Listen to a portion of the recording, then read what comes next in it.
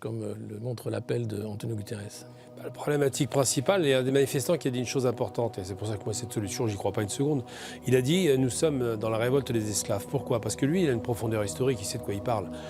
Très rapidement, Haïti, 1804, premier État noir à se libérer de l'esclavage, de la colonisation.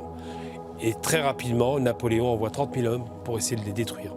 L'Amérique est d'accord, l'Espagne est d'accord, la France est d'accord pour en finir avec cet État félon qui ose relever la tête. On parle des Noirs.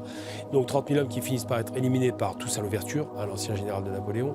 Et c'est la première victoire sérieuse d'un État du Sud. Parce qu'on oublie que c'était il y a plus de 200 ans maintenant. Haïti ensuite, pour faire en sorte de fragiliser, on lui fait un traité de paix avec une dette abyssale qu'ils ont supportée jusqu'à la fin des années 90 pour la France. Haïti divisé en deux, Saint-Domingue d'un côté, du côté espagnol, et de l'autre côté l'île, de ce qui reste de l'île. C'était un des pays les plus riches sur Terre, il y a 220 ans. Aujourd'hui, c'est un pays dans lequel on a sombré dans un abysse absolument insupportable. Sur un plan social, il n'y a plus d'État, il n'y a plus de fonctionnaires, il n'y a plus d'administration, il y a une corruption endémique. Et en plus, on leur a légué un cadeau assez abominable. On leur a légué le principe des gangs américains qu'on trouvait à Los Angeles, qu'on a trouvé après au Mexique et qu'on retrouve maintenant à Haïti. Rien n'est un hasard là-dedans. On fait payer à ces malheureux le fait d'avoir, il y a 200 ans, relevé le nez en étant esclaves. Et là, lorsque le manifestant dit « nous sommes des esclaves », il revient sur cette profondeur historique. Alors lorsque l'ONU va nous servir, à l'époque, il y avait tout un tas de présidents qui étaient présents, nous servir, qui vont apporter la paix, j'ai envie de dire simplement, c'est presque une réalité aujourd'hui, c'est que les tontons macoutes sont presque regrettés à Haïti. Cette dictature à l'époque des Duvalier, on se dit finalement, valait mieux Duvalier que ce qu'on a aujourd'hui. Ils nous ont présenté un Jean-Bertrand Aristide, le petit père des pauvres, qui était corrompu. Chaque président qui s'est présenté en Haïti a détruit l'économie, le pays a été corrompu et travaillé pour ces fameuses familles dont on peut considérer qu'elles sont les principales responsables de cette catastrophe.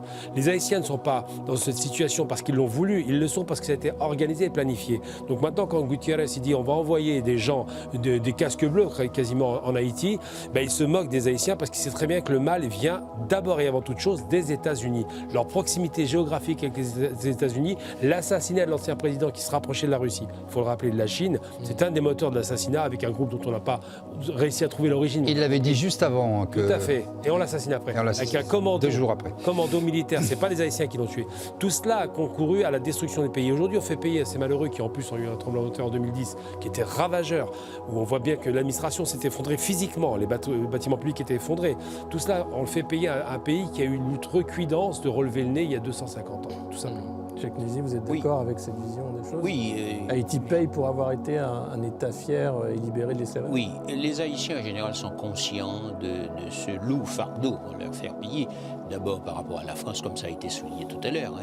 On peut dire que c'est une souillure pour l'armée napoléonienne qui a perdu la face vis-à-vis des anciens esclaves. La France ne l'a jamais accepté, puisque ce traité de paix signé en 1825 qui représente aujourd'hui 30 milliards d'euros payés par Haïti à la France.